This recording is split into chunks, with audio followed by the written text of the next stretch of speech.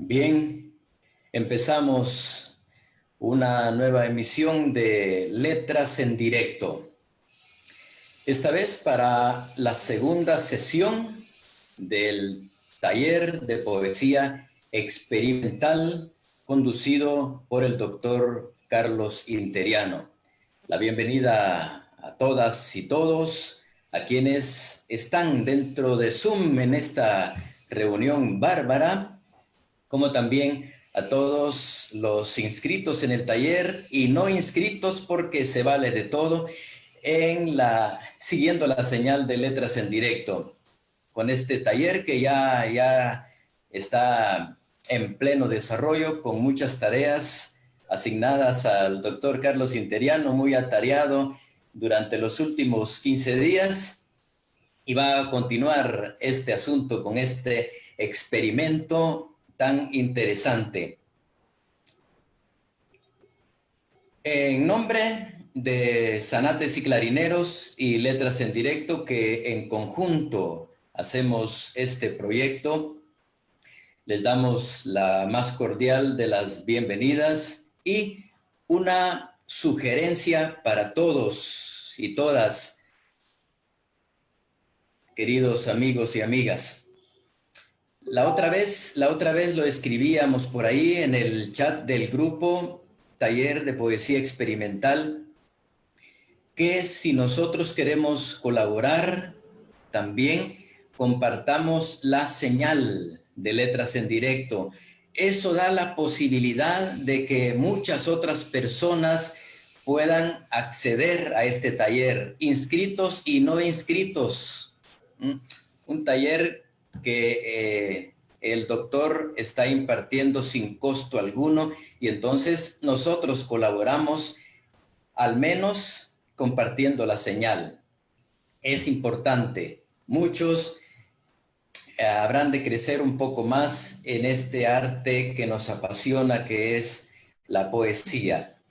Siempre también a nombre del doctor Carlos Interiano, del doctor Gustavo Bracamonte, de Karina Mariela Guerra, les damos la bienvenida, el mejor deseo para todos, el abrazo grande para quienes nos acompañan en diversas partes del mundo. Ya sabemos que este es un taller internacional, hay inscritos de diversidad de naciones. Vamos a empezar. El taller sesión 1 inició con aproximadamente 193 inscritos. Hoy no tengo el dato exacto, pero creemos que estamos redondeando los tal vez 250.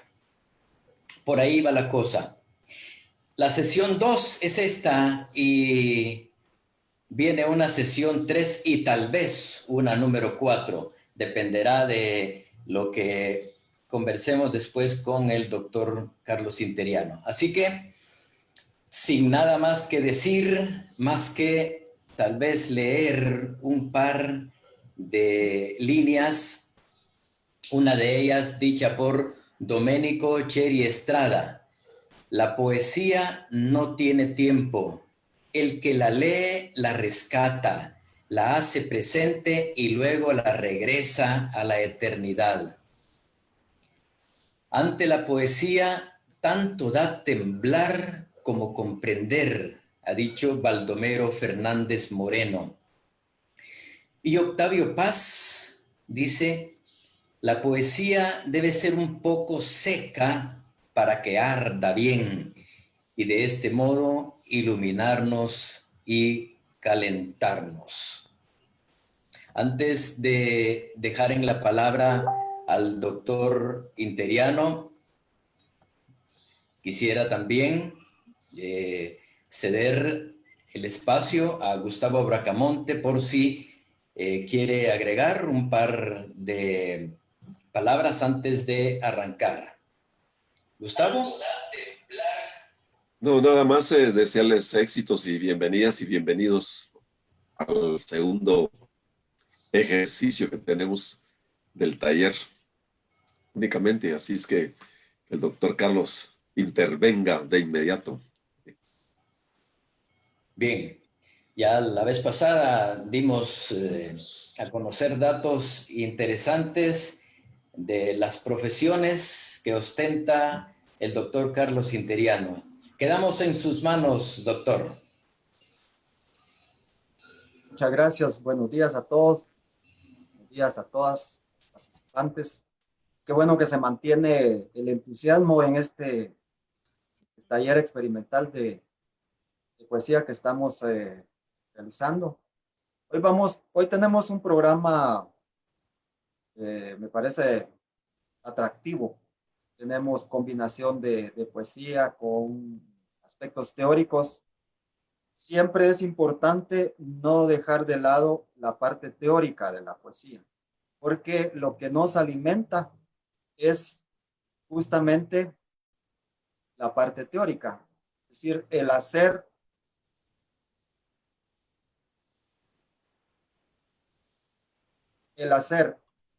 sin teoría es un hacer ciego, y teorizar sin hacer es inoperante, de tal manera que hay una perfecta amalgama entre teoría y práctica poética. En esta mañana vamos a abordar algunos aspectos teóricos y vamos a ir dando ciertos aterrizajes para que no queden en el aire estos aspectos teóricos. Yo quiero repasar un poco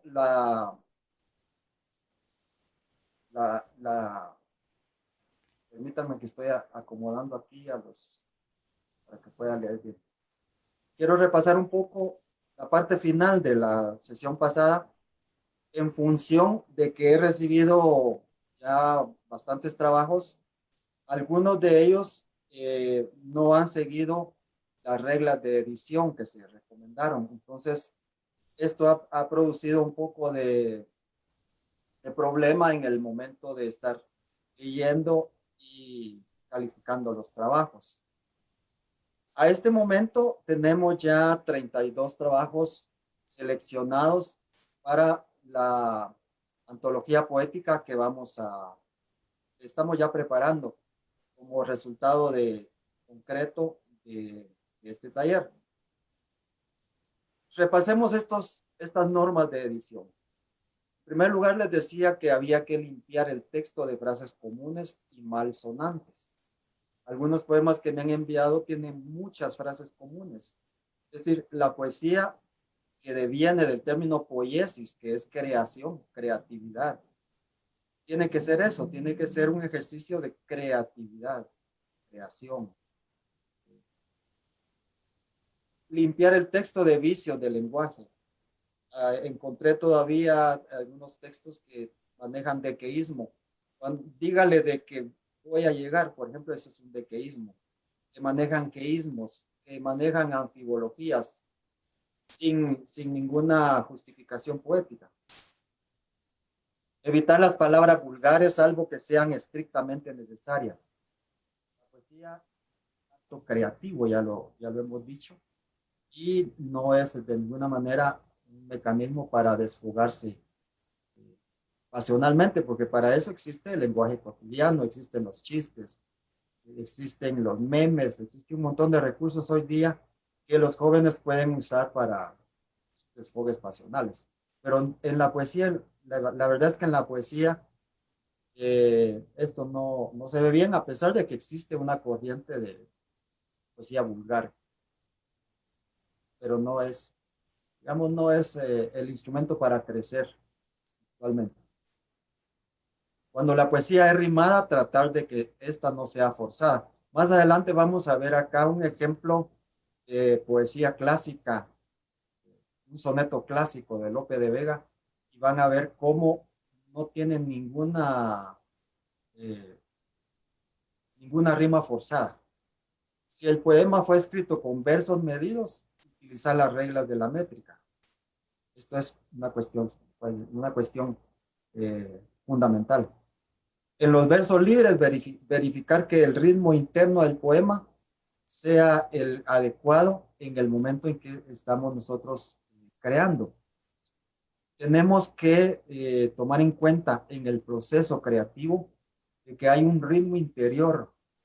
Nosotros, por nuestra estructura de cerebral, ya tenemos un ritmo interior que hemos ido cultivando a través de la cultura. Por supuesto, hay diferentes ritmos y esos diferentes ritmos los va a dar en el poema la cantidad de sílabas que consten los versos. Es aconsejable pasarle algún filtro al poema para constatar posibles versos que ya han sido publicados por otros autores. Esto está casi que de más decirlo, para evitar señalamientos de plagio. Agregué otros 4 acá, que es verificar el significado de diccionario de algunas palabras inciertas o dudosas. Sucede que a veces en el proceso creativo a nosotros se nos ocurre una palabra y la ponemos dentro del poema. Pero a lo mejor, cuando ya el poema está terminado y algunas veces incluso ha sido publicado, nos damos cuenta que alguna palabra que está dentro del poema no tiene el significado que le da el contexto del poema. Entonces esa palabra se sale del marco contextual del poema porque tiene un significado contrario y eso hace que el poema se caiga. La calidad del poema queda en duda en ese sentido. Otro consejo es leer el poema en voz alta para verificar la sonoridad del mismo. Esto casi no se usa ya, pero en nuestros años iniciados en la poesía, hace unos 50 años por ahí, era una práctica bastante común y cuando uno terminaba un poema lo leía en voz alta y más si podía leérselo a otras personas para que lo escucharan de viva voz. Esto nos da a nosotros cierto nivel de confianza de que se mantiene una sonoridad interna, que hay un ritmo interno en el poema. Otro consejo es ser exigente con la forma, porque al final de cuentas la forma es contenido. La forma muchas veces determina el contenido. A veces creamos un poema y queremos que la forma pase a segundo plano, pero sucede que si nosotros queremos transmitir un contenido, tenemos que ver que esa forma sea la adecuada para que el contenido sea efectivamente el que nosotros queremos transmitir.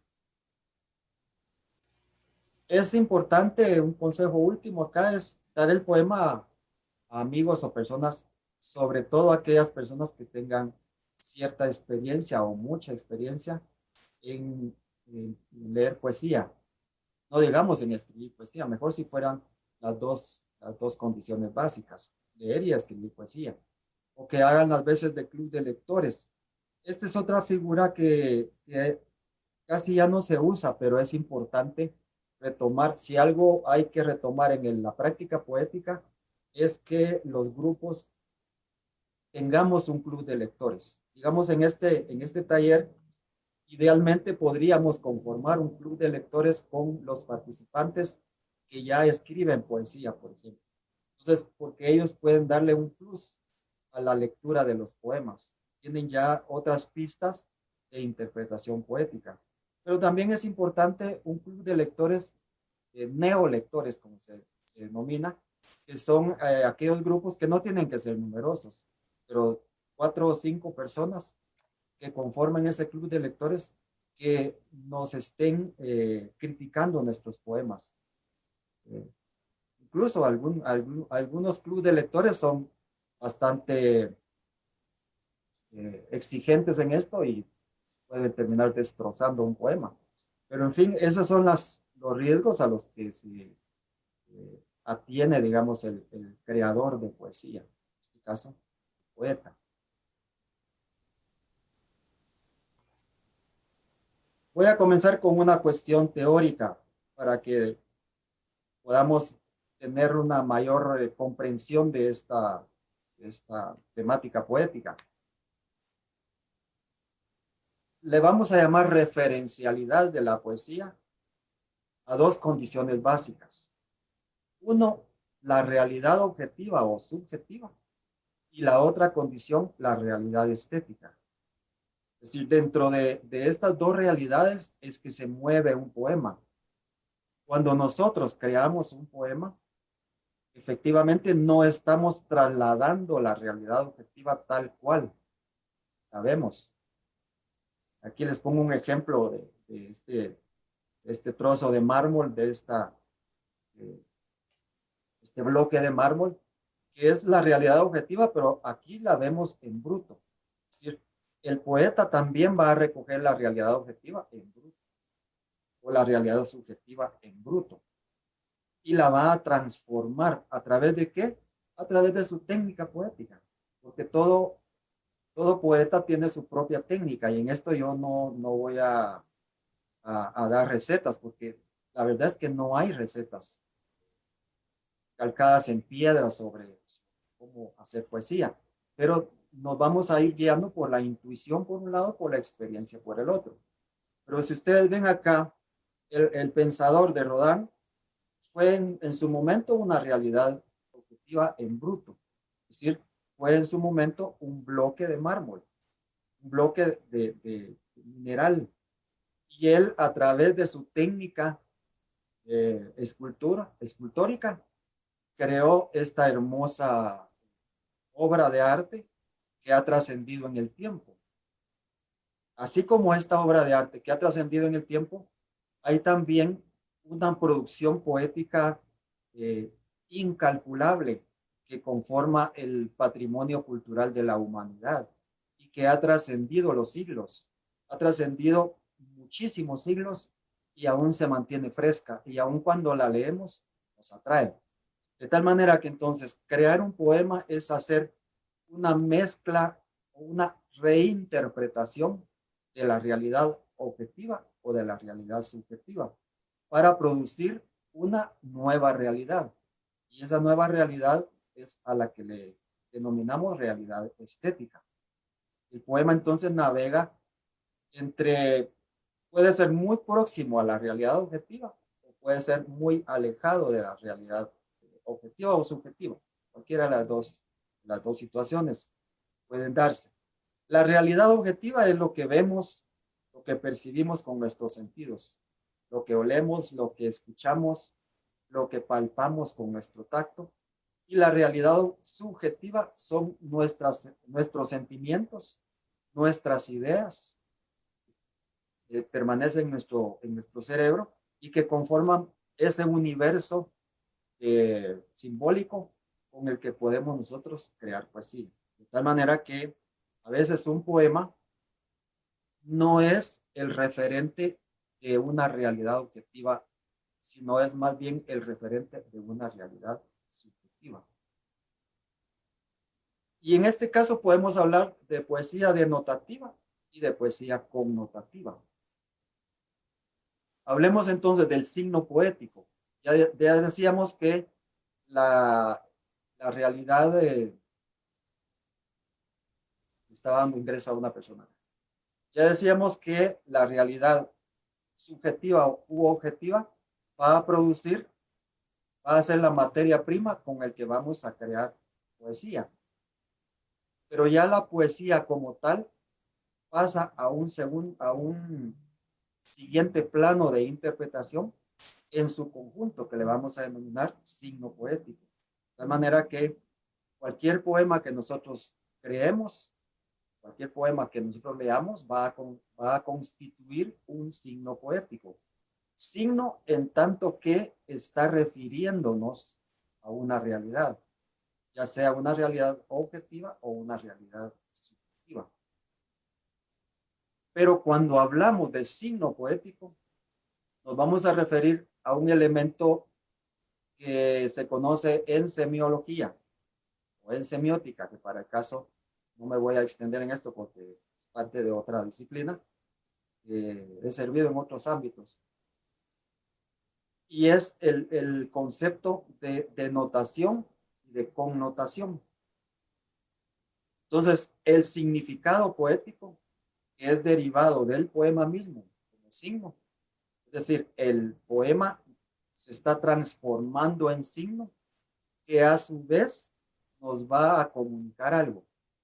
Ese comunicar algo va a ser a nivel denotativo o a nivel connotativo. De tal manera que un poema puede referirnos a un significado que vamos a denominar significado denotativo o un significado que vamos a denominar significado connotativo. ¿Qué es un significado denotativo? Bueno, es la lectura literal que nosotros hacemos del poema como lectores. A nosotros nos llega un poema, lo leemos. Ese primer golpe de interpretación le vamos a denominar significado denotativo. Y aquí existe una trampa en la poesía, para los lectores de poesía, y es que cuando leemos un poema, en la primera lectura nos sugiere una realidad.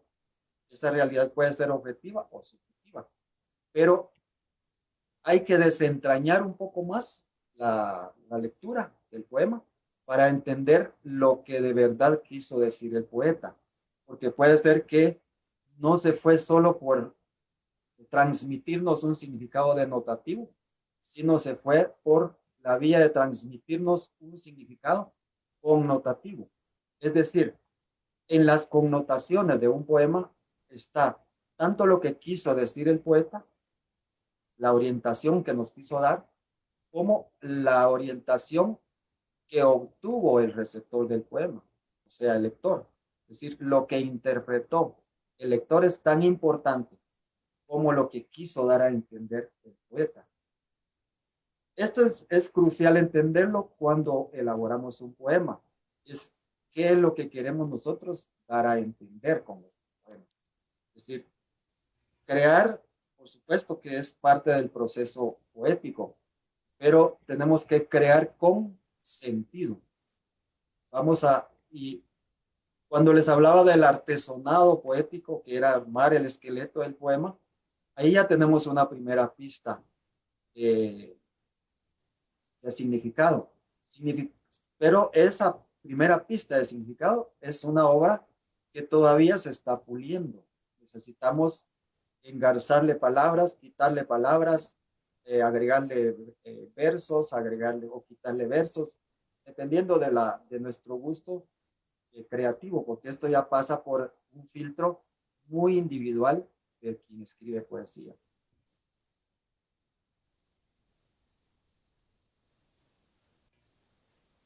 Veamos algunos poemas, vamos a escuchar algunos poemas sobre realidad objetiva.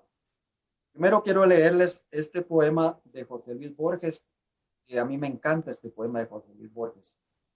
Ahorita estoy leyendo la antología de Jorge Luis Borges, es un libro que me encontré ahí en internet, casi 600 páginas, y me lo leo pausadamente cada día, me leo por las noches, leo yo bastante, me leo unos 10, 15 poemas de él, y me encantó este como un ejemplo de realidad objetiva. Si nos detenemos a ver cómo está estructurado el poema, se llama Las Cosas.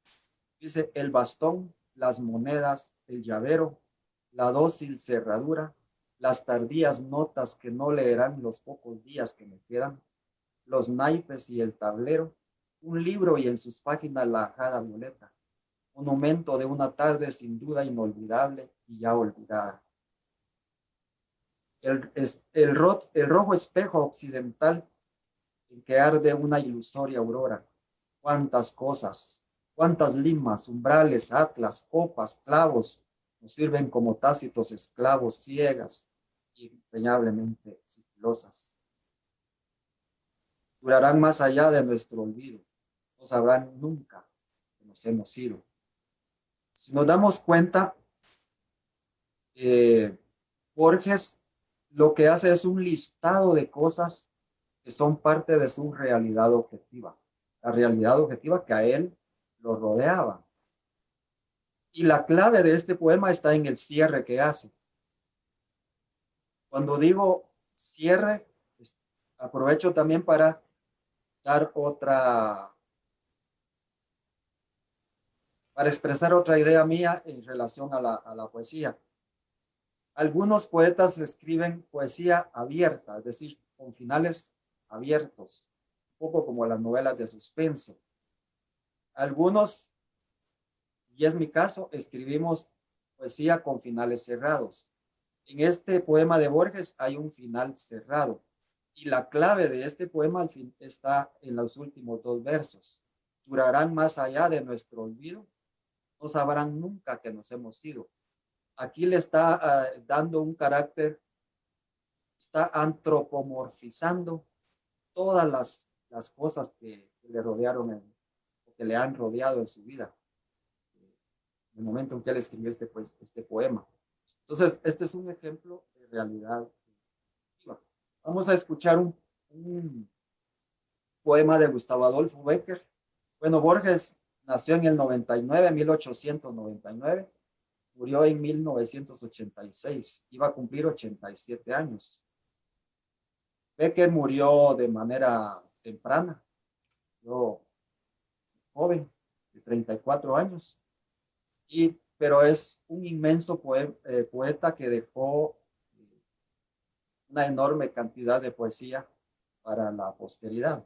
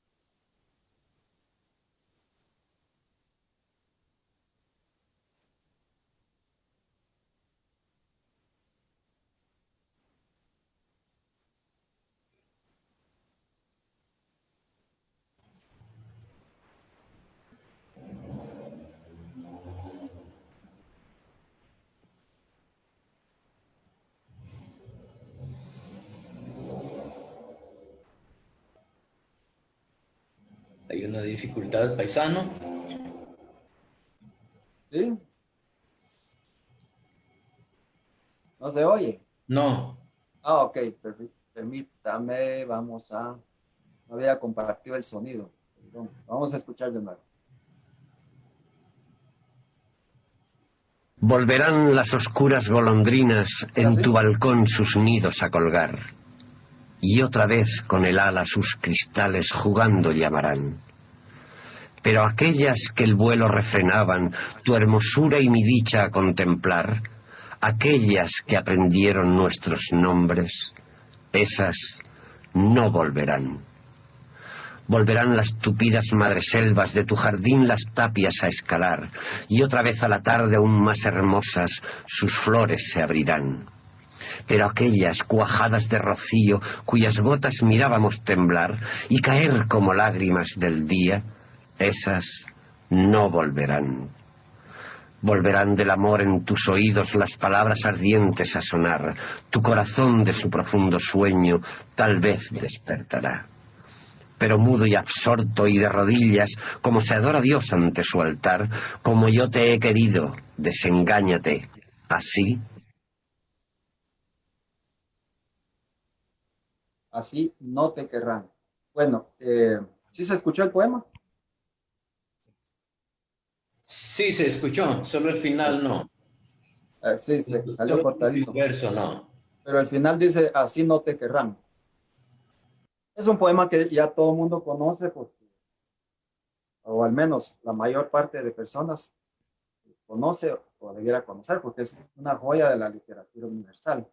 Pero si vemos, si escuchamos, Gustavo Adolfo Bécquer no inventa palabras, lo que hace es recurrir a lo que tiene en su contexto, a la realidad objetiva que tiene, a las tapias, a los balcones, a las golondrinas, a su amada a quien le dedica el poema.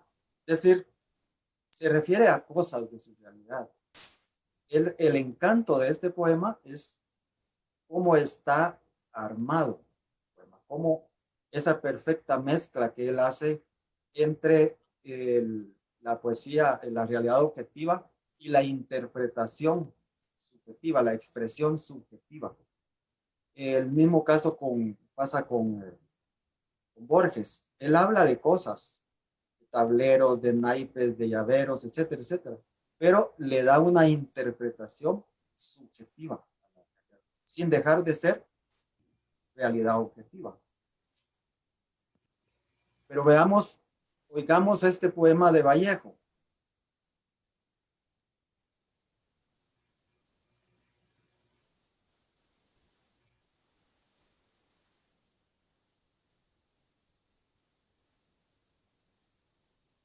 Vamos a escucharlo primero y después lo vamos a leer.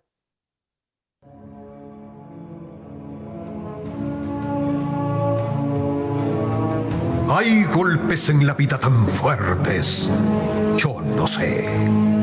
Golpes como del odio de Dios, como si ante ellos la resaca de todo lo sufrido se emposara en el alma.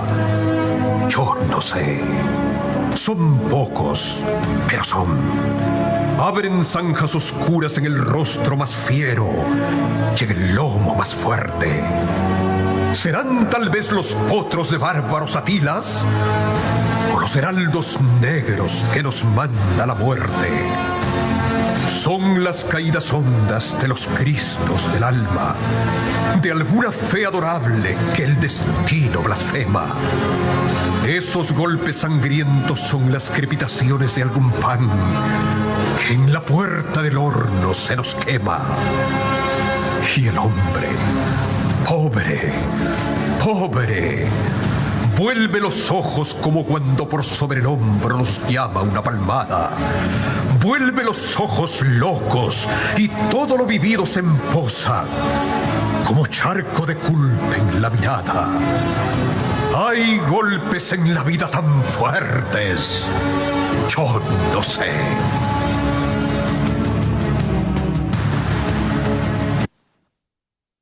En lo que vemos acá son conceptos. O sea, hay una serie de conceptos y muy pocos objetos tales en este poema. Siendo el poema está armado, está construido con base en conceptos. Incluso cuando habla de Atila, ya no se refiere a un Atila histórico, sino se refiere a un Atila como los bárbaros que invadieron. Es decir, ya no hay la individualización de un Atila. De tal manera que este es un poema que transmite una realidad subjetiva.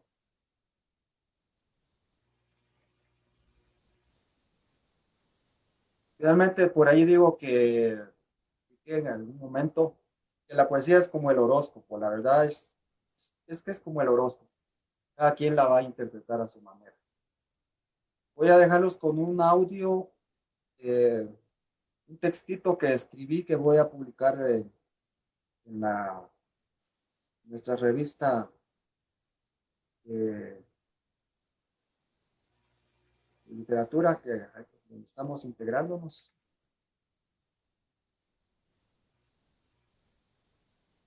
Y le ponemos atención porque esta es una parte teórica.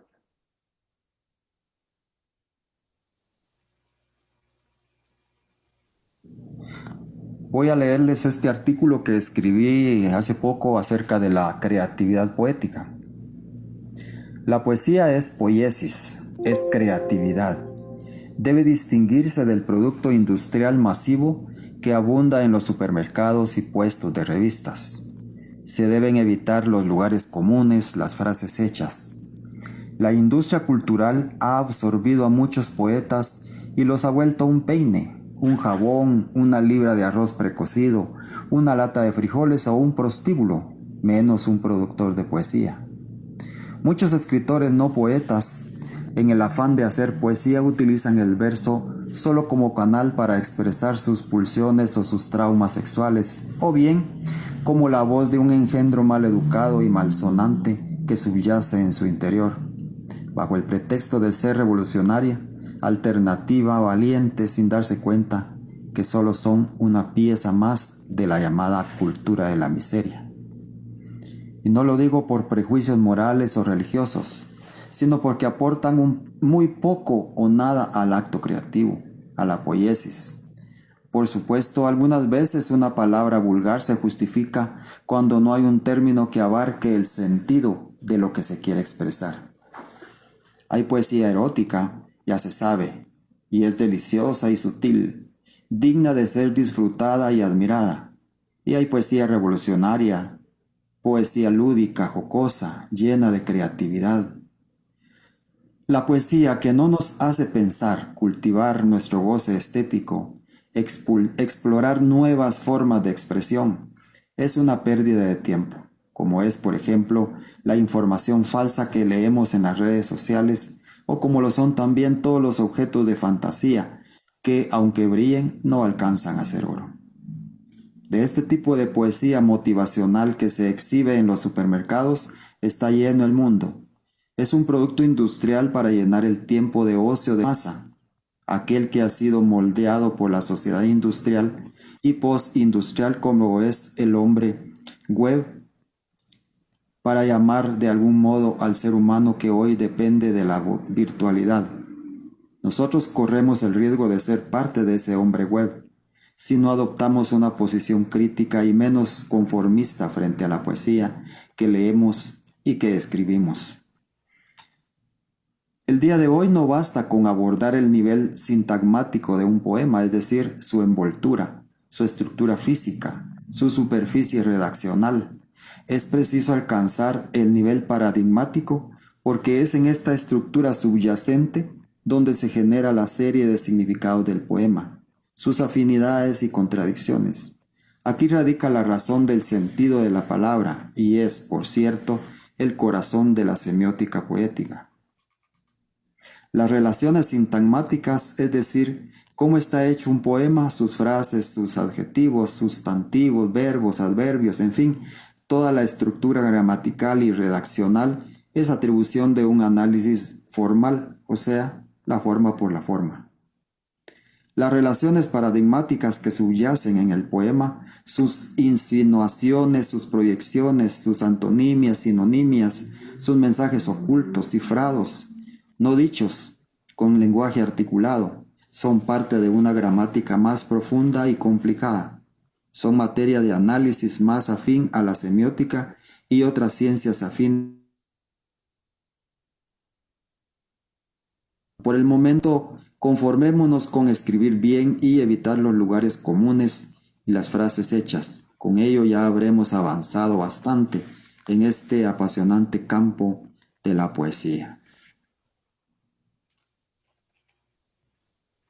Bien, este artículo va a salir publicado en la revista Luna, Versos de Plata, que es la reciente revista que donde conformamos un equipo de trabajo. La verdad es que son muchachos, son jóvenes, muchachas y muchachos quienes integran este colectivo literario. Y yo estoy ahí de viejito, por alguna razón me tienen ahí, pero es un hermoso proyecto que les invito a seguir una vez terminen esta jornada de trabajo. Bien, siguiendo con los textos, los objetos poéticos. Entonces ya una vez que tenemos que nuestro poema ha saltado de esa realidad objetiva o subjetiva y ha alcanzado la realidad estética, ya adquiere cierta autonomía. Al tener cierta autonomía, se convierte en un objeto poético. Como objeto poético, es capaz de ser intercambiado, de ser difundido, de ser transmitido. Ya es un producto. Este producto poético, sin embargo, está regido por ciertas normas estéticas, ciertas normas que la estética nos ha ido proporcionando. Humberto Eco, un semiólogo, semiotista que murió hace poco, en su Tratado de Semiótica General y en su libro La estructura ausente, aborda dos temas fundamentales para el mensaje estético. Él decía que el mensaje estético y el literario, el poético, no se escapa a esto, tiene dos grandes líneas de manifestación, que es la ambigüedad y la autorreflexión. Por ambigüedad vamos a entender que un poema siempre despierta una multiplicidad de significados.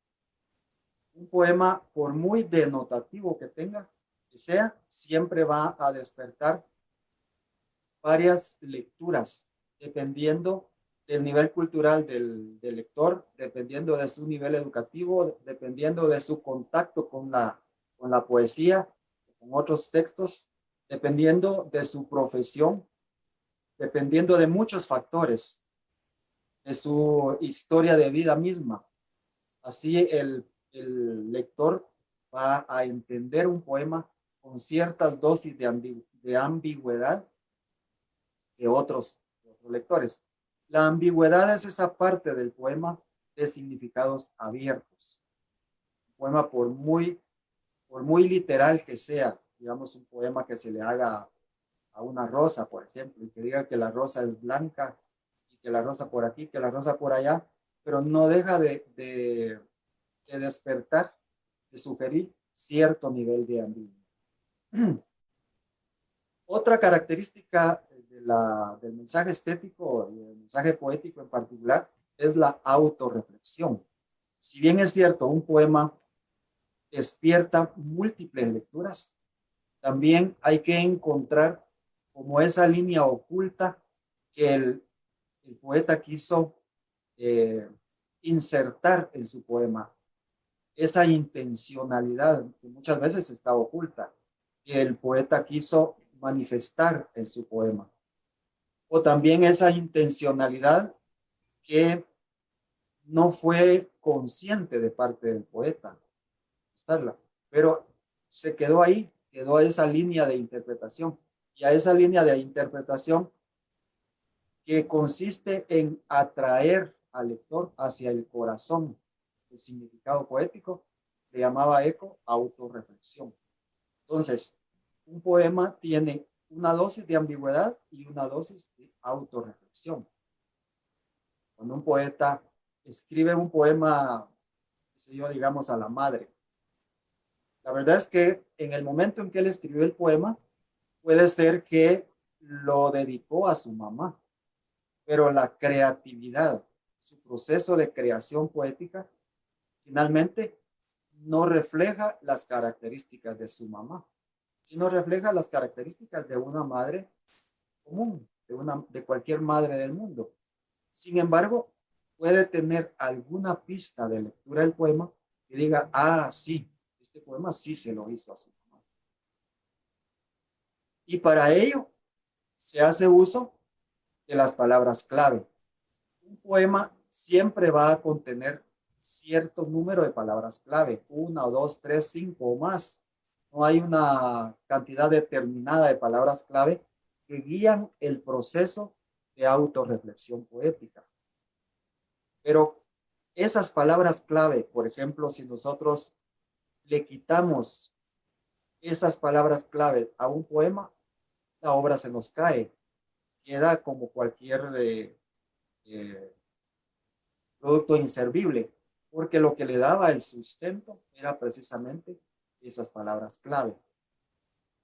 Yo quiero que escuchemos esta canción que voy a poner en este momento, porque es un poema cantado, es un hermosísimo poema cantado. Cantado, por supuesto, por una de las grandes cantantes españolas, como es Maciel. En la época, Maciel, su mayor tiempo de éxito fue en los años 60.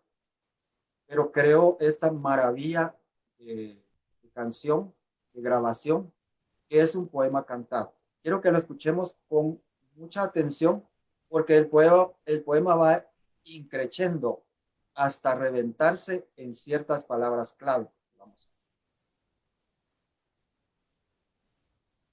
Y también aprovechar para que se nos pongan un poco románticos, románticas. De repente ahí lo buscan en internet y se lo pueden dedicar a su novia, a su novia, a su novio o como quieran arreglarse.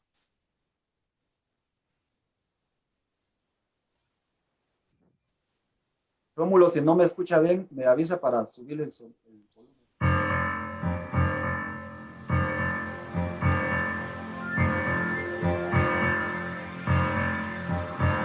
El amor es un rayo de luz indirecta, una gota de paz, una fe que despierta, un zumbido en el aire, un punto en la niebla, un perfil, una sombra, una pausa, una espera. El amor es un suave rumor que se acerca, un timbre a lo lejos, una brisa ligera, una voz en la calma, un aroma de menta, un después, un quizá, un haber, una meta. El amor va brotando entre el aire y el suelo y se palpa y se siente y hay quien puede verlo y hace que te despiertes y pienses en él y te llama despacio rozando tu piel. El amor te hipnotiza, te hace soñar y sueñas y cedes y te dejas llevar y te mueve por dentro y te hace ser más y te empuja y te puede y te lleva detrás y de pronto te alza, te lanza, te quema, hace luz en tu alma, hace fuego en tus venas y te hace gritar al sentir que te quemas, te disuelve, te evapora, te destruye, te crea y te hace viajar en el filo del tiempo, remontando los ríos de 1000 universos y te lleva a la gloria y te entrega a la tierra y te mira y te ve y piensa y piensa.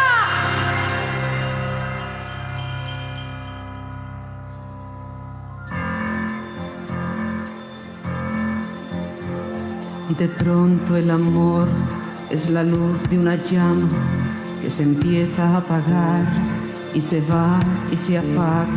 Es la isla pequeña, perdida en la niebla, una gota, un no sé, una mancha, una mueca.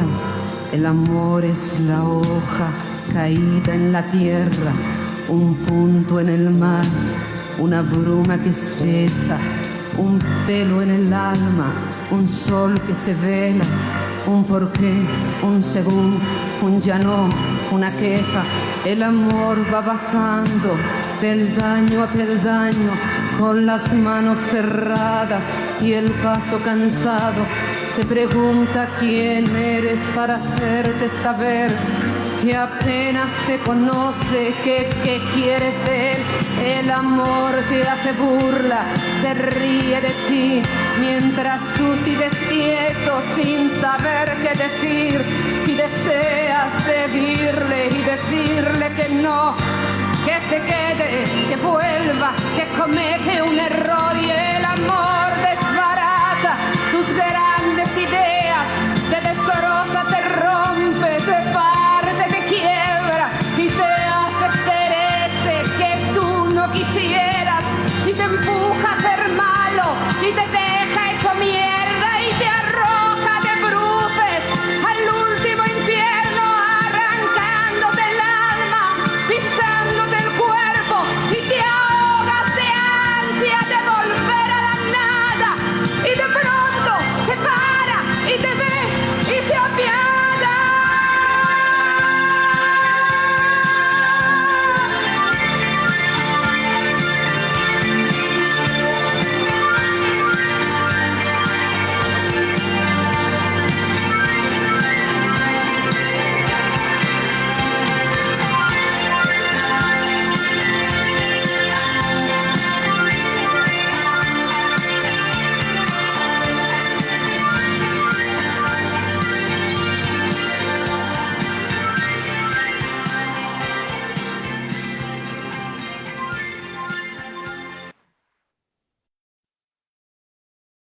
Ven entonces cómo una mala palabra, una palabrota, decimos en Guatemala, como creo que se dice también en América, una palabrota acá encajó perfectamente bien. Es decir, hay una versión de esta canción que la grabó una cantante mexicana, pero ella le cambió esa palabrota por la palabra piedra. Y fíjense que el contexto, el jugo del poema se cae, el jugo de la canción se cae, porque no es el mismo significado el piedra que la palabrota que dice Maciel acá en esta canción. Es decir, y te deja hecho piedra. Bueno, eso no tiene mayor sentido. Es decir, quitar esta palabra clave de esta canción es desmoronar completamente la canción. Vemos cómo la canción comienza con el amor que es suave, que es cariñoso, que, bueno, después va cambiando el amor, se va alejando hasta dejarla hecha palabrota. No les digo la palabrota porque me puede censurar. Estamos transmitiendo a través de letras en directo.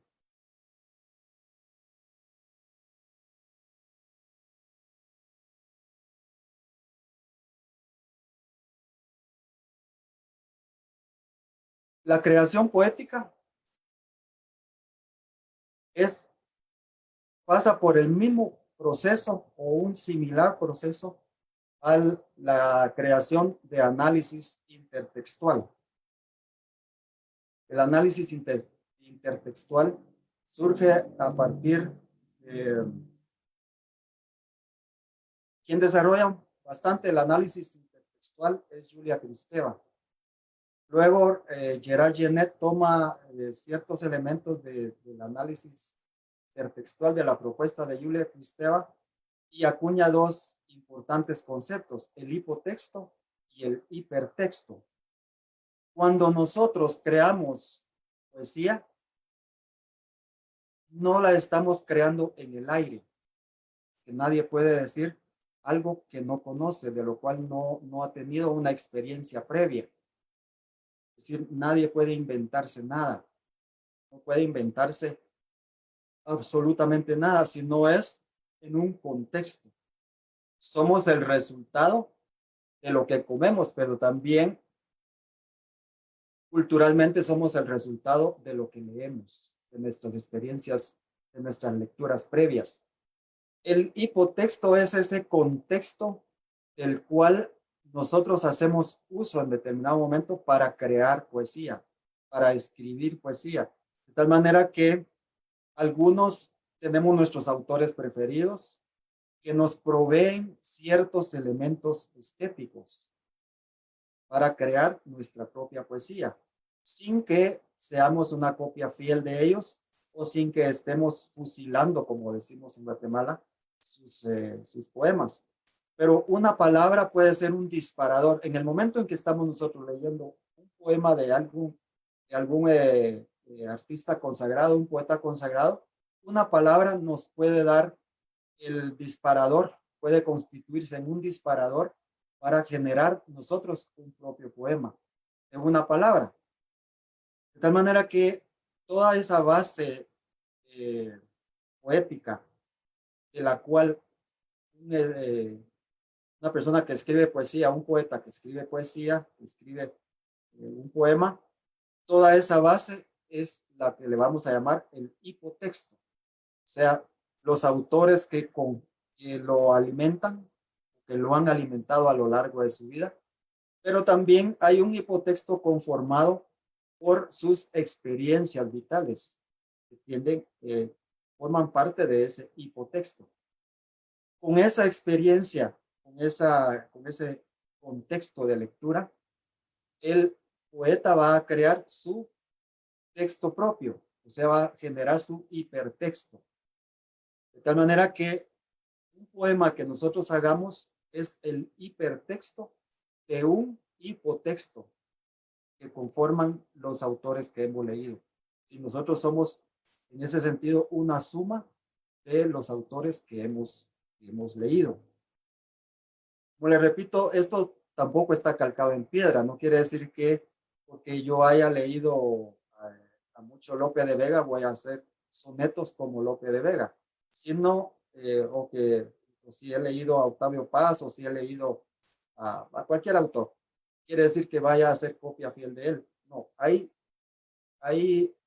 alguna influencia, hay alguna motivación para escribir poesía, y hay ciertos parámetros de influencia. Lope de Vega vivió entre 1562 y 1635. Escribió este poema que es un soneto. Para quienes no tienen mucha experiencia en poesía, un soneto es una composición literaria que está conformada por dos estrofas de 4 versos y 2 estrofas de 3 versos cada una. De manera que se hacen 14 versos. Pero tiene sus reglas de combinación, tiene sus reglas literarias para crear un soneto. No es solo escribir por escribir. Hoy día yo leo sonetos en la internet y algunos me gustan, pero hay muchos sonetos que he leído que la verdad tienen mucho que desear como técnica de soneto. Si bien es cierto que los grandes literatos como Miguel Ángel Asturias, como Vallejo, como Cortázar, como Jorge Luis Borges, desarrollaron sonetos y le dieron su propia técnica literaria al soneto. De manera que el soneto ha pasado por diversas técnicas, pero lo que hay que ser es congruente con las técnicas. Lope de Vega escribió este soneto que se llama Un soneto me manda a ser Violante. La técnica del soneto, antes de leer el soneto acá, la técnica del soneto no nace en España. La técnica del soneto comienza a cultivarse en la vieja Sicilia, en Italia, hacia 1200, fracción. En las primeras décadas de 1200 comienza a cultivarse la técnica del soneto. Luego pasa a España y forma parte de la cultura del soneto en España de la época de oro de la literatura española. Pero miren la manera en cómo está articulado este soneto. Dice, un soneto me manda a ser violante, y en mi vida me he visto en tal aprieto. 14 versos dicen que es soneto. Burlando van los 3 delante. Yo pensé que no hallara consonante y estoy a la mitad de otro cuarteto. Mas si me veo en el primer terceto, no hay cosa en los cuartetos que me espante. Por el primer terceto voy entrando y parece que entré con pie derecho, pues fin con este verso le estoy dando. Ya estoy en el segundo y aún sospecho que voy los 13 versos acabando, con tal si son 14 y está hecho. Es una perfección con la que está hecho este soneto, que no es el resultado de un par de horas de trabajo, es el resultado de una acuciosa actividad de composición poética. Buscó las palabras precisas, buscó el engarzamiento de las palabras en los versos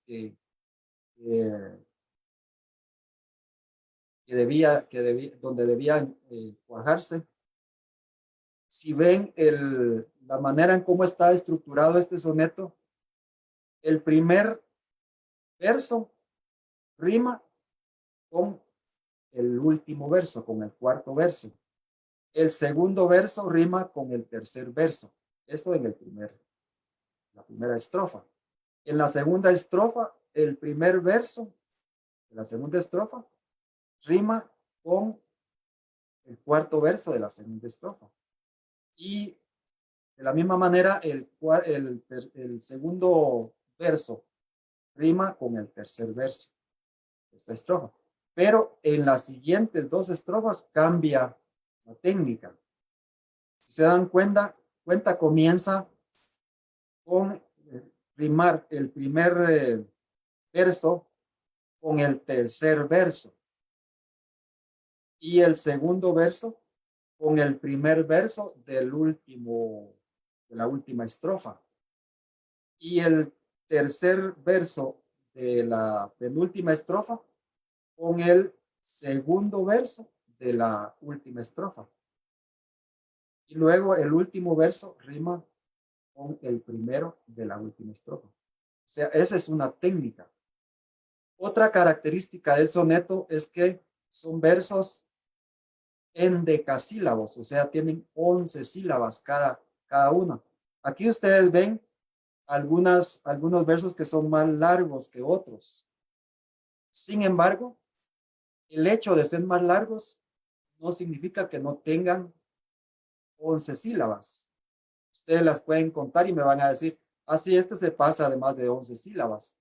Claro, lo que sucede es que hay versos que son mayor de 11 sílabas, pero para convertirlos en versos de 11 sílabas, se aplican reglas de composición literaria, de composición poética, que rigen la métrica y la rima. En este último, por ejemplo, se aplicaron en el último verso de la segunda estrofa, que es como el más largo, si ustedes los pueden ver, no hay cosa en los cuartetos que me espante. Sin embargo, tiene 11 sílabas literarias, no 11 sílabas gramaticales. Hay diferencia entre 11 sílabas literarias y 11 sílabas gramaticales. En las sílabas literarias hay que usar reglas para unir sílabas. Por ejemplo, la sinalefa. Ustedes están viendo la pantalla, en el último verso de la segunda estrofa, dice no hay. Aquí hay una H intercalada, sin embargo, se corre una sinalefa y se une el no hay, queda junto. Se obvia la H, el no hay queda junto. Y aquí hay una sola, se debe leer literariamente como una sola sílaba. En la siguiente dice cosa en. Ese sa en se aplica otra vez la sinalefa y se construye una sola sílaba.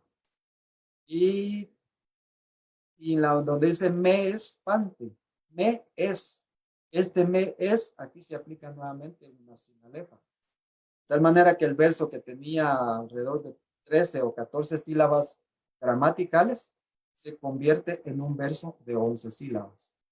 Digamos, es un trabajo bastante de ebanistería fina, como le llamarían los carpinteros. Es trabajo de bastante ebanistería fina, porque requiere primero conocer de recursos literarios. A propósito de conocer recursos literarios, les envié el libro de Preceptiva Literaria. Ahí están abordados todos estos recursos literarios. Que quien quiera escribir de verdad poesía medida y rimada, sí tiene que estudiar bastante las reglas de la métrica literaria. Porque si no, lo que van a hacer es un gallo gallina, como se dice comúnmente. Es decir, ni una cosa ni otra. Si ustedes no van a aplicar reglas de la rima literaria, mejor escriban verso libre y solo procuran que ese verso libre no sea tan libre, sino que esté regido por un ritmo interior. No los estoy regañando, solo estoy dando algunas pistas para escribir de la mejor manera. Otro dato que me interesa recalcar es que si ustedes ven el tiempo en que vivió Lope de Vega, 1562, 1635, murió de 74 años, me parece, si no hice mala suma.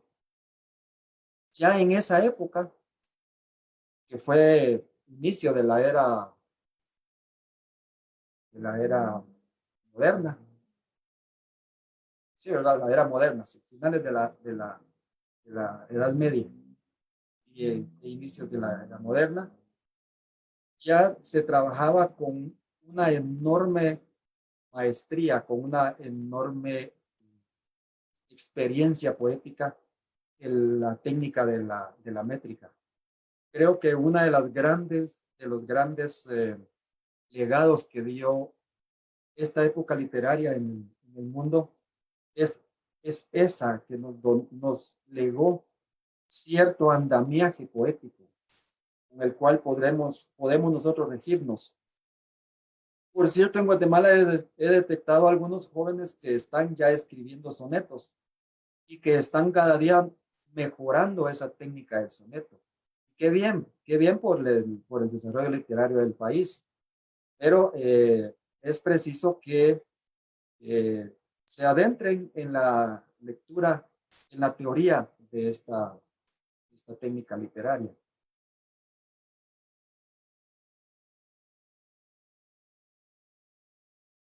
Para escribir poesía, tanto como para analizar poesía, vamos a tomar en cuenta dos grandes niveles, el denominado nivel sintagmático y el denominado nivel paradigmático.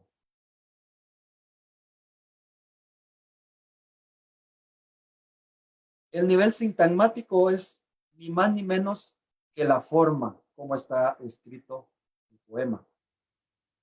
¿Cuáles fueron las reglas gramaticales para estructurarlo? Trabajamos el acostumbrado, la acostumbrada regla de construcción gramatical, que es sujeto, verbo y complemento o predicado, como se le denomina también, o le dimos vuelta a esa regla acostumbrada gramatical. Bueno, esto es el vestido del poema, es cómo está estructurado el nivel sintagmático. Si está en exceso tirado al uso de calificativos, de adjetivos, o si hace mucho uso de verbos, o si hace mucho uso de sustantivos o de adverbios, etcétera. Es decir, ¿qué encontramos en ese poema a nivel sintagmático? ¿Cómo está estructurado ese poema? A propósito de esto, hay algunos críticos, sobre todo críticos literarios, que opinan que un poema no debe estar muy cargado de adjetivos. No se debe adjetivar mucho el poema. Creo que es un criterio nada más, porque otros sostienen que si un poema no tiene adjetivos, no tiene ese componente de calificativo y de determinativo que debe tener el poema. Igualmente, si un poema está cargado de verbos, si lo que sobresalen son puros verbos, el poema tiende a transformarse en un producto demasiado agresivo. De tal manera que ese es otro consejo para quien comienza a escribir poesía, que vea que haya más o menos un equilibrio entre el uso de adjetivos, sustantivos y verbos y adverbios, y que esos adverbios sean usados gramaticalmente correctos, salvo que la intención poética sea precisamente romper esa tradición, esa gramática. Luego tenemos el nivel paradigmático. Aquí es un poco más complicado porque en el nivel paradigmático nosotros vamos a manifestar nuestras propias reglas de interpretación. ¿Cómo hicimos para articular ese producto estético, ese producto poético? ¿Y qué es lo que de eso, lo que entendió, lo que quisimos dar a entender? ¿Y qué es de eso lo que entendió el lector? Veamos este poema de Asturias, que a mí me encanta este poema de Asturias, que se llama Caudal. Este poema de Asturias está en esta pequeña antología poética de Asturias, se llama Caudal. Dice Asturias: dar es amar, dar prodigiosamente, por cada gota de agua devolver un torrente. Fuimos hechos así, hechos para botar semillas en el surco y estrellas en el mar. Y ay del que no agote, Señor, su provisión, y al regresar te diga: como en forja vacía está mi corazón. ¿Qué entendió el lector y qué quiso dar a entender Asturias?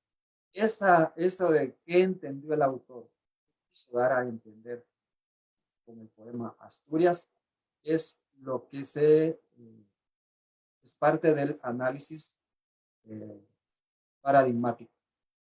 Asturias nació en el 99, en 1899, y murió en 1974. Iba a cumplir 75 años cuando murió.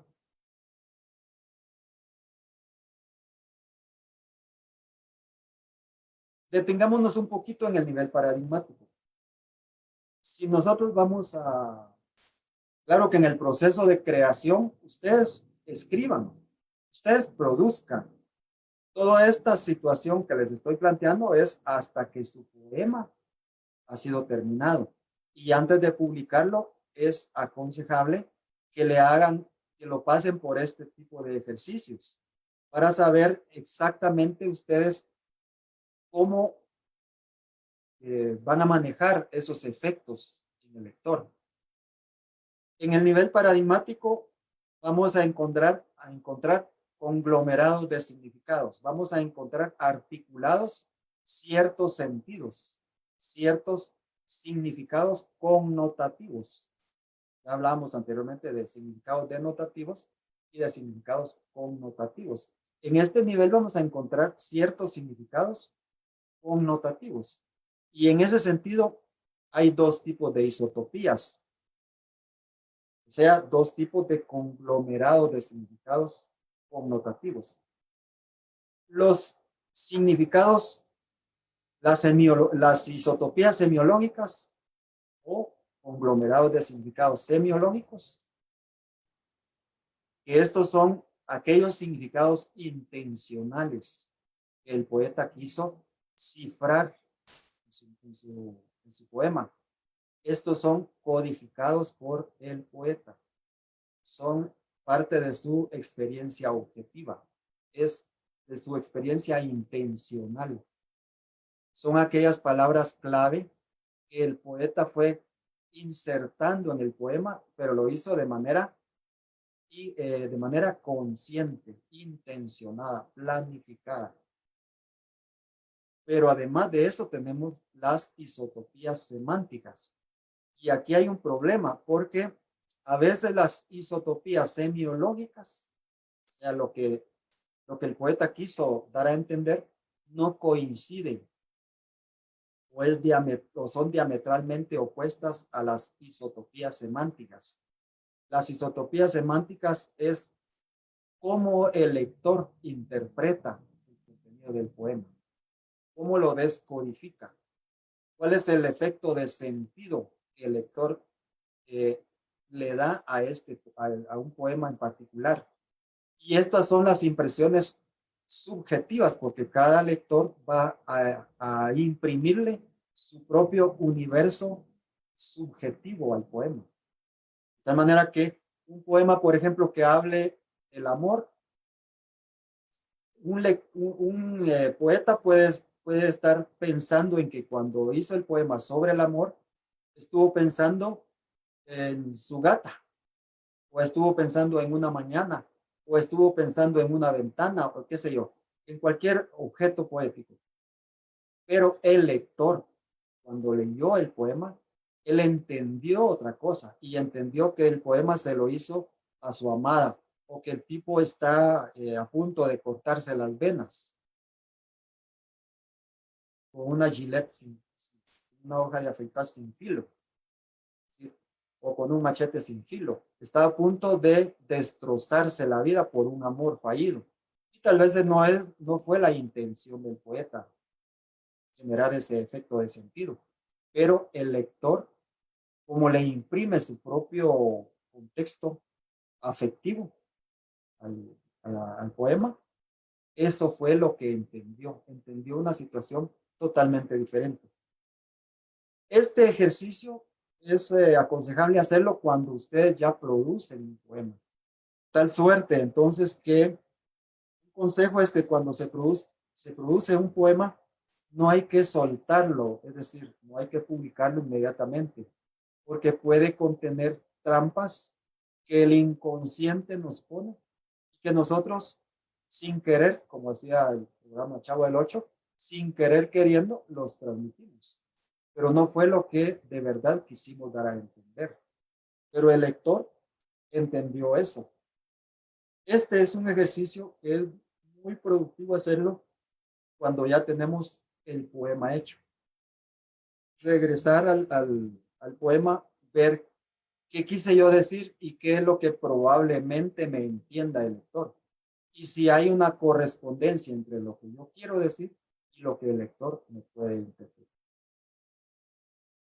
Vamos a pasar a una parte bonita, ya yo ya pensada para esta sesión. Antes de pasar a esta parte bonita, quiero que leamos este haiku. El haiku es una técnica de poema japonés. El poema japonés desarrolló mucho esta técnica. Es bien interesante porque se basa en la brevedad del poema. Son poemas de 3 líneas o de 3 versos. Los versos generalmente, los haiku estrictamente con esa técnica de haiku, tienen el primer verso 5, el segundo tiene 7 y el tercero tiene 5 sílabas. Nótese que acá en el haiku no se aplican las reglas de métrica literaria española, sino aquí hay otras reglas. Lo que aquí hay en todo caso es una traducción de la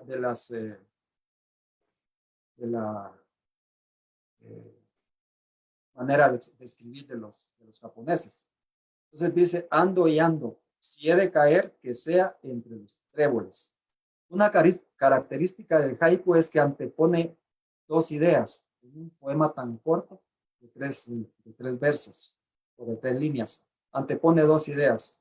Ando y ando es una idea. Si he de caer, que sea entre los tréboles. Es otra idea.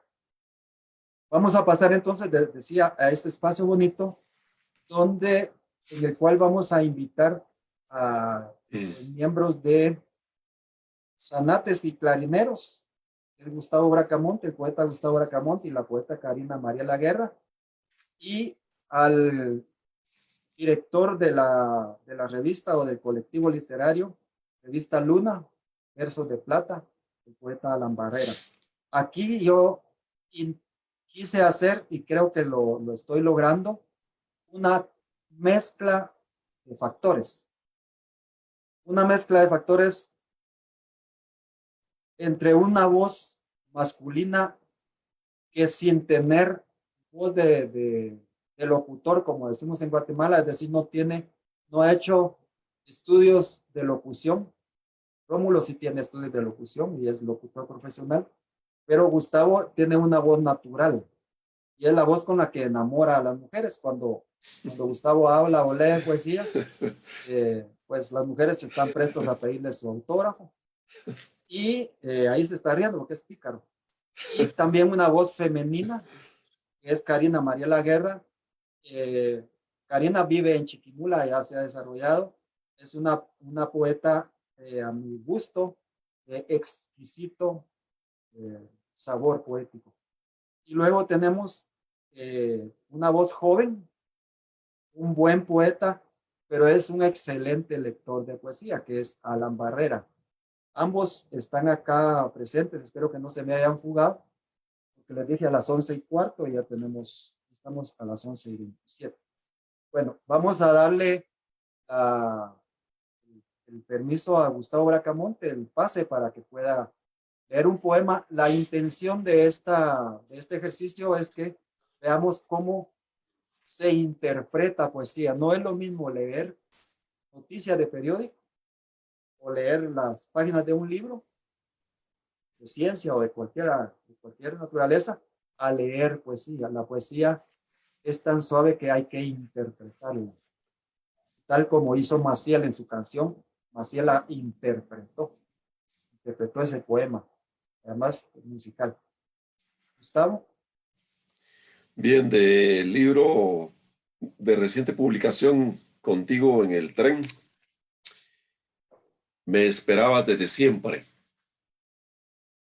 Me esperabas en el punto exacto del vientre, en la intersección del todo y la nada, en la placenta de la luz y las tinieblas, en el jadeo y el silencio ocultos en el placer, en la conjunción del óvulo y el esperma. Me esperabas vida, con una sonrisa de leche y las manos extendidas e intensas del afecto mayor que Dios mismo. En la arquitectura perfecta para la convivencia, para llorar la ausencia del equilibrio, para sentenciarme austeramente a los viajes consigo mismo. Estabas desde el ápice de la hoja invertebrada, desde el microcosmos y la invención del tiempo para hacerte puntual en el primer latido. Me esperabas en el contenido de la diminuta alegría que se reinventa con frecuencia en el metabolismo de las relaciones amorosas. ¿Vieron por qué les digo que le piden autógrafos? Gustavo tiene esa característica que yo no la tengo, lamentablemente. Quisiera tenerla, ¿verdad? Primero, la voz. Segundo, esa capacidad de interpretar un poema. Tampoco leo poesía como periódico, pero vamos a escuchar a nuestra querida poeta Karina Mariela. Yo le digo a ella Gracias, Karinita. gracias, muy amable. Buenos días a todos. Voy a leer una poesía que se titula Purgando una condena. Purgando una condena. Tronó el suelo polvoriento, las manos atadas, labios sedientos y el ruido enmudecido. Vi la baranda deslizarse entre el óxido lamentero, los pies al desnudo, queriendo ir en viceversa.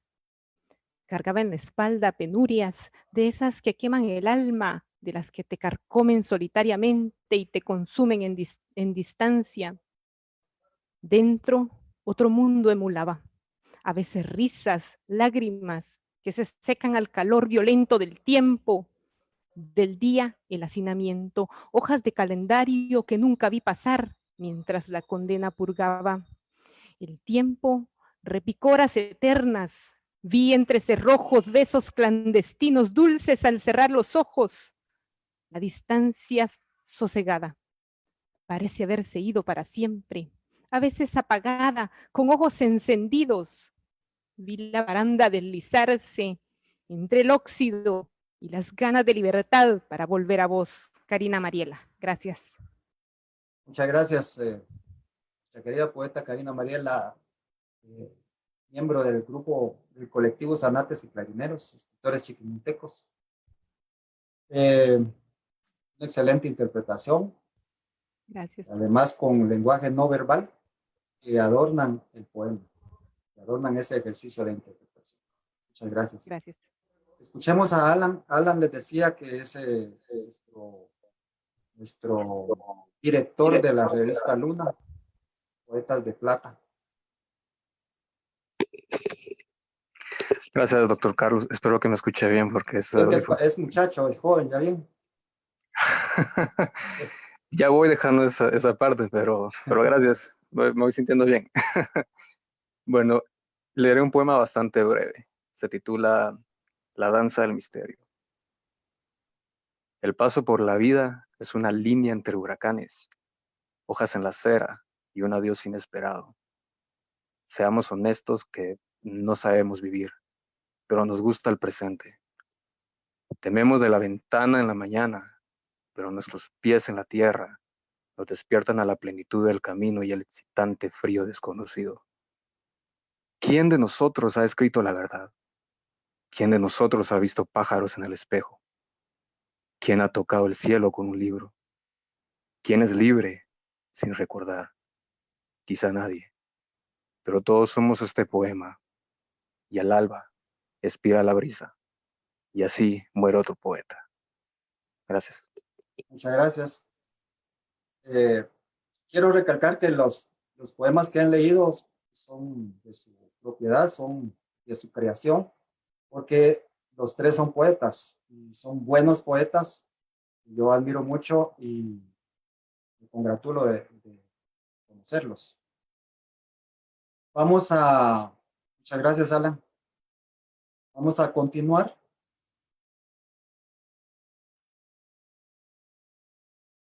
Vamos a continuar entonces con nuestra charla, que ya nos va quedando poco. Vamos a entrar ahora a la parte del aplico y aprendo, que es el ejercicio 6 que teníamos. Se recuerdan que les dejamos estas palabras, que ya no sé si son 22 o 23, pero más o menos por ahí anda la cuestión, que había que entregarlas antes del 25 de julio. De este ejercicio que llegaron ya a mi correo de poesía experimental, se seleccionaron algunos poemas. El poema original de donde se tomó este ejercicio es En Paz, y es la primera estrofa del poema de Amado Nervo, Paz, el poeta mexicano. Dice: muy cerca de mi ocaso, yo te bendigo, vida, porque nunca me diste mi esperanza fallida, ni trabajos injustos, ni pena inmerecida. Porque veo al final de mi rudo camino que yo fui el arquitecto de mi propio destino. Que si extraje la miel o la hiel de las cosas, fue porque en ellas puse mieles sabrosas. Cuando planté rosales, coseché siempre rosas. Cierto, a mis lozanías va a seguir el invierno, mas tú no me dijiste que mayo fuese eterno. Allí sin duda largas las noches de mis penas. No me prometiste tan solo noches buenas. En cambio tuve algunas santamente serenas. Amé, fui amado, el sol acarició mi faz. Vida, nada me debes. Vida, estamos en paz.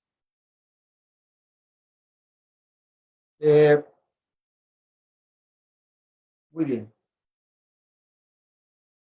Si se dan cuenta, las 23 palabras o 22, algo así, no recuerdo el número, que les dejé para que ustedes construyeran su propio poema, tenía una razón de ser.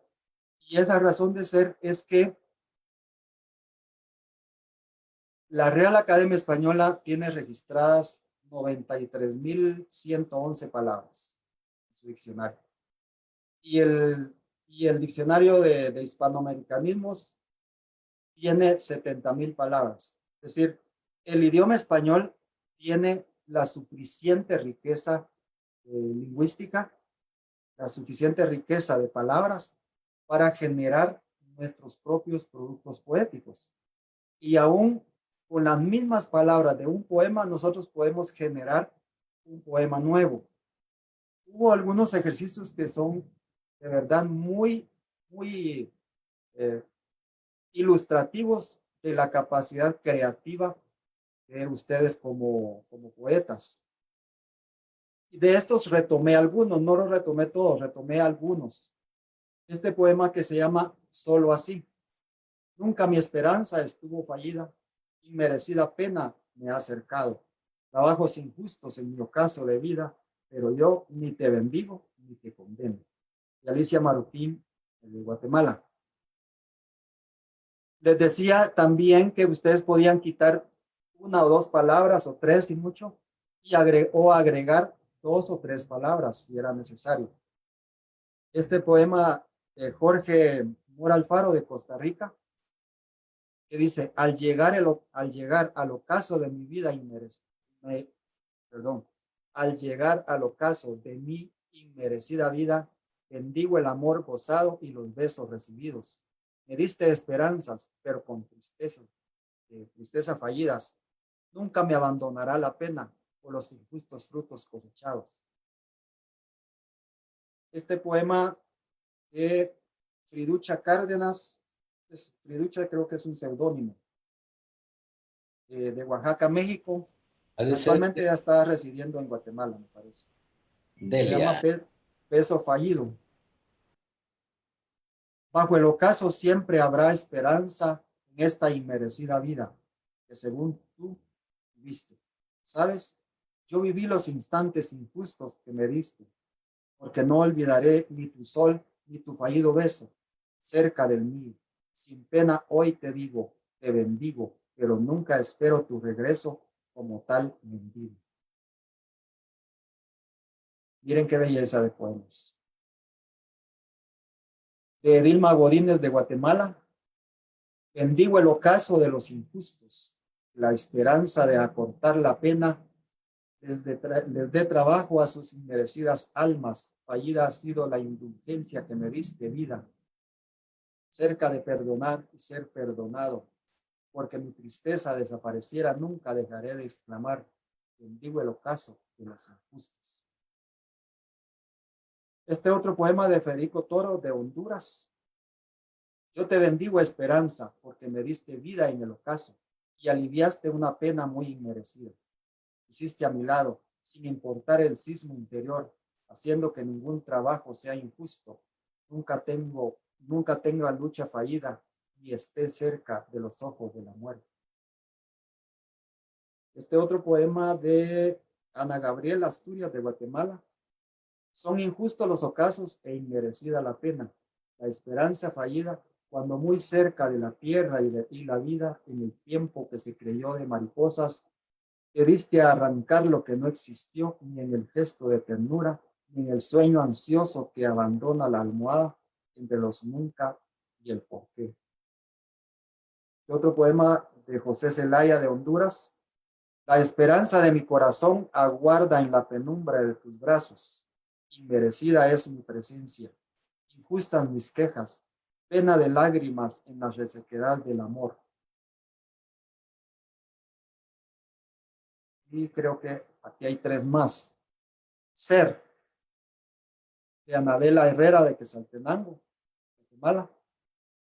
Nunca olvidaré mi pena, ni cerca ni fallida. Me diste vida inmerecida, porque yo de injusto soy, de ocaso, de esperanza quiero ser. Y este poema de Raceli Pola Pérsico de Argentina.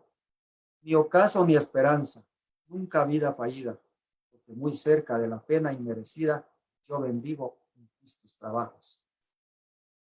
Y este último, de Marelí Sandoval de Chiquimula. Este es un poema jocoso, del género poema jocoso, si lo podemos leer. Dice, te bendigo tu vida de trabajos injustos, y esperanza diste fallida, yo muy inmerecida, porque nunca ni cerca del ocaso me da pena. Así cierra ella este poema. Como ven, de apenas un universo de 22 o 23 palabras, se generaron 3, 7, 10 poemas nuevos, con las mismas palabras que utilizó Amado Nervo para escribir la primera estrofa de su poema. Vamos a ver algunas lecciones aprendidas entonces vamos terminando.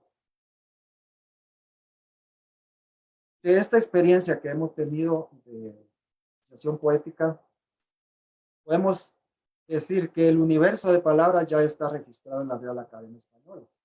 Son alrededor de 93.111 palabras. Adicional, el diccionario de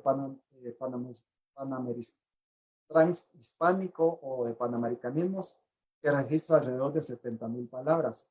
Esto, si lo comparamos con el diccionario de la Real Academia Inglesa, la Real Academia Inglesa tiene registradas 350.000 palabras. Y la Academia China tiene registradas más de 1 millón de ideogramas. Y así por el estilo. El español es uno de los idiomas que menos palabras tiene registradas en el diccionario, pero que quedan por fuera un innumerable universo de palabras que los poetas podemos utilizar y que con genuina razón podemos utilizar, porque poesía es poiesis, es creatividad, es creación. Un poema se soporta en palabras clave. Esas palabras clave constituyen el corazón Si le quitamos esa palabra clave al poema, o esas palabras clave al poema, el poema se nos cae. Por muy hermosos versos que tenga, si le quitásemos esas palabras clave que constituyen su corazón, el poema se nos cae. En los distintos idiolectos lingüísticos de cada comunidad se usan términos que pueden tener valor poético. En todas las comunidades existen idiolectos lingüísticos, y esos idiolectos lingüísticos, que son la manera muy peculiar de expresarse, como se expresaba Guiraldes,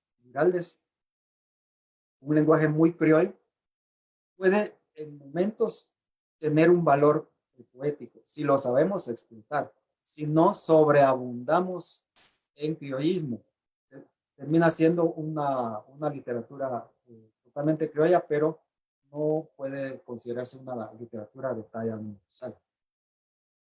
El poeta le da sentido a las palabras, es decir, las semantiza, las carga de sentidos, las hace suyas para expresar estado de ánimo, para expresar criterios estéticos, para expresar objetos, etc. En ese sentido de semantizar las palabras, lo que hace el poeta es seleccionar y combinar esas palabras para dotarlas de un sentido muy propio. El poeta puede crear nuevas palabras que no tengan sinónimo en el idioma español. Si una palabra que crea tiene algún sinónimo en el idioma español, pues no tendría mucho sentido. Pero si esa palabra refleja un estado de ánimo o un objeto poético cuya acepción no se encuentra registrada en el idioma español, puede crearla muy bien, perfectamente. ¿Por qué no? Si los poetas son unos grandes impulsores de los cambios en la lengua, cualquier lengua de que se trate. Se puede crear poesía denotativa de singular belleza. Ya vimos algunos poemas a lo largo de esta sesión que están dotados de singular belleza, y son poemas denotativos. No tienen que devanarse los sesos el lector para tratar de entender qué quiso decir el poeta con su pieza literaria, sino son de lectura bastante inmediata, básica, pero dotados de una inmensa belleza. La poesía denotativa hace menos uso de la retórica. La poesía connotativa hace mucho uso de la retórica.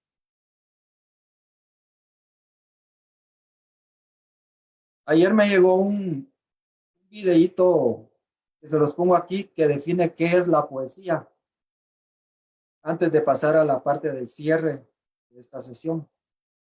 ¿Y qué es la poesía?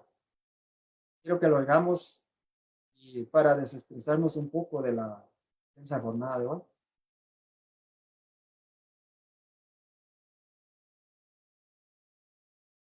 ¿Qué es la poesía?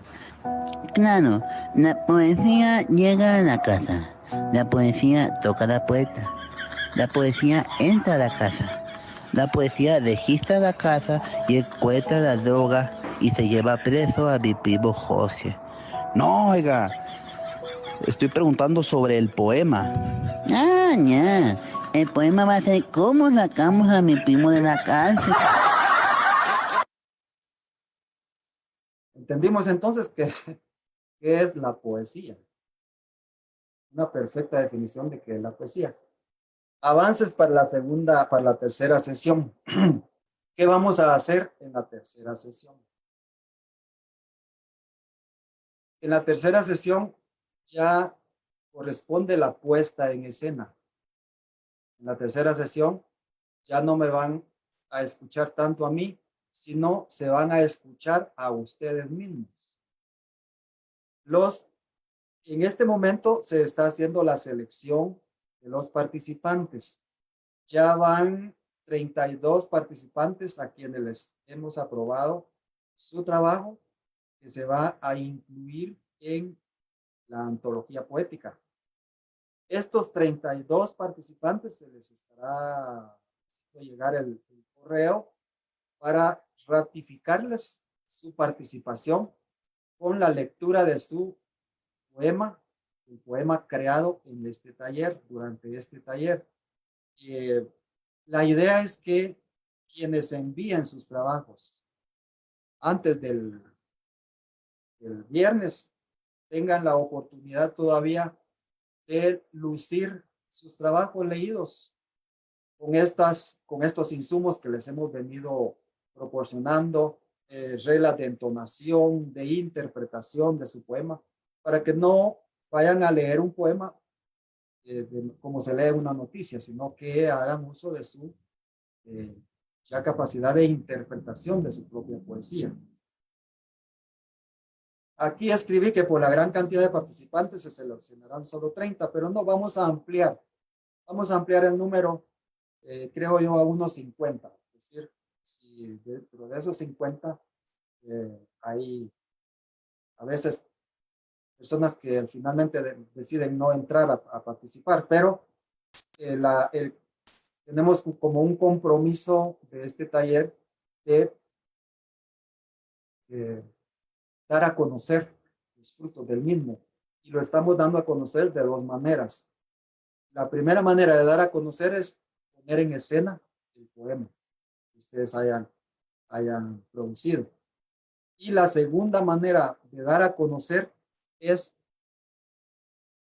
publicar la primera antología de poesía experimental que el grupo Zanates y Clarineros y Letras Indirecto en una alianza estratégica están impulsando. La idea nuestra es producir esta antología con los poemas que ustedes nos envíen después de darles un proceso de depuración, porque toda poesía necesita ser depurada. Nosotros vamos a hacer como ese grupo de lectores, como ese club de lectores, y les vamos a hacer llegar las sugerencias de modificación que encontremos. Son solo eso, son solo sugerencias, porque al final de cuentas, cada uno de ustedes conserva los derechos de autor y es responsable de su propia obra poética. De tal manera que si en el futuro terminan siendo grandes poetas reconocidos por la comunidad internacional, es fruto de ustedes. Pero igual si terminan siendo olvidados, sepultados en el gran sótano del anonimato, también será culpa de ustedes, no es culpa mía. Yo solo vine a hablar como descosido acá y ustedes recorrerán su propio camino. Dentro de esta misma dinámica tenemos un octavo ejercicio que es preparar su primera publicación. Con las recomendaciones que nosotros les vamos a hacer ya a partir de esta semana que viene, vamos a distribuir las lecturas para hacer las recomendaciones. Ustedes van a producir una versión publicable, que es la que vamos a incluir finalmente en la antología poética. Dentro de esa versión, van a enviar su trabajo al correo que hemos estado manejando ya y que ustedes ya conocen, con estos datos: su nombre, su edad. Es fundamental para nosotros la ciudad y o comunidad donde se desenvuelve y el país. Es importante para nosotros tener estos datos, pero también es muy importante que ustedes acompañen a este trabajo su fotografía digital, tomada con cámara o tomada con su celular o tomada en estudio, como ustedes quieran tomarse la fotografía, pero que nos envíen una fotografía. Tambriz, por ejemplo, puede tomarse una fotografía allá en su milpa y eso será tan hermoso como cualquier fotografía de estudio, porque nos interesa que nos reconozcamos físicamente como somos. La idea que hemos conversado es que esta experiencia de poesía experimental se vaya convirtiendo en un colectivo literario que tiene carácter internacional, porque hay personas participando desde otros países y que sería una experiencia muy importante, muy enriquecedora para las letras latinoamericanas, seguir cultivándonos, desarrollándonos en esta línea de trabajo poético, aún post pandemia. Es decir, no estamos fijando este periodo solo durante la pandemia, sino estamos tratando de sentar las bases para un trabajo futuro muy serio de carácter literario, poético, sobre todo. Bien, yo termino acá, mi estimado Rómulo, y le doy la palabra a usted. Y a Gustavo o a Mariela, si todavía se encuentran en la sala, para que cierren. Muy bien, gracias. Tavo, tenés algunas palabras. Antes, perdón, doctor Carlos Interiano, hay una sugerencia ahí en el chat de Zoom de Alan Barrera, que también algunos de los poemas de esta antología se pueden publicar en la revista Luna, Versos de Plata, dice. Buenísimo. Totalmente, aceptada la invitación. Sí, y de pronto vamos a hablar también con Susana Álvarez Piloña de Gaceta, porque probablemente podríamos poner, insertar ahí en Gaceta, en la biblioteca de Gaceta, esta antología, mi estimado Carlos. Excelente, excelente. Exacto. Bien. Gustavo Bracamonte, Karina, Mariela, ¿dónde están? Aquí estamos solo para invitarlos a continuar escribiendo. El poeta o la poeta se hace en la práctica, escribiendo. Entonces, esa es la exhortación. Que pasen un buen fin de semana. Gracias. Ahí quiero agregar yo que felicitaciones y adelante, ¿verdad? Ya el poeta Bracamonte les invita a seguir escribiendo y así es, ¿verdad? Es cierto, a considerar las normas, las reglas que el doctor Interiano les está transmitiendo, pero también atrévase a escribir y a ir publicando, ¿verdad? Gracias. Buen fin de semana. Gracias. Yes, hay que escribir y publicar. Hay que vencer lo que les decía la primera sesión. Hay que vencer ese crítico interno. Hay que vencerlo y publicar. Muy bien. Gracias, doctor Carlos Interiano, Karina y Gustavo. Llegamos entonces aquí al final de la segunda sesión del taller de poesía experimental a través de Letras en Directo en ese amarre con zanates y clarineros. La primera cosecha entonces de este taller estará a la mano y en nuestros oídos la próxima sesión, la tercera sesión, que será dentro de 15 días. Anotemos la fecha, 8 de agosto. Entonces nos volveremos a encontrar acá con la misma mecánica, la misma forma y con la misma emoción que nos está embargando. Un gustazo compartir con ustedes, ser anfitrión de este taller de poesía experimental, lo máximo. Nos encontramos entonces la próxima ocasión. Paz y amor, un abrazo. Si alguno de ustedes quiere decir gracias, pues puede abrir sus micrófonos en este cierre de la segunda sesión de... Gracias. Bueno, un aplauso. Muchísimas gracias. Que estén muy bien todos. Gracias.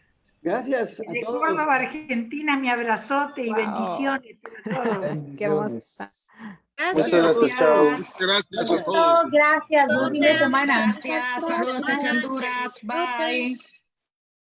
Hasta Feliz luego. día para todos. Muchas gracias. Mucho gusto. Gracias, doctor. A la orden. Por este crecimiento gratuito. Gracias. Muchas Muchas gracias. A la orden.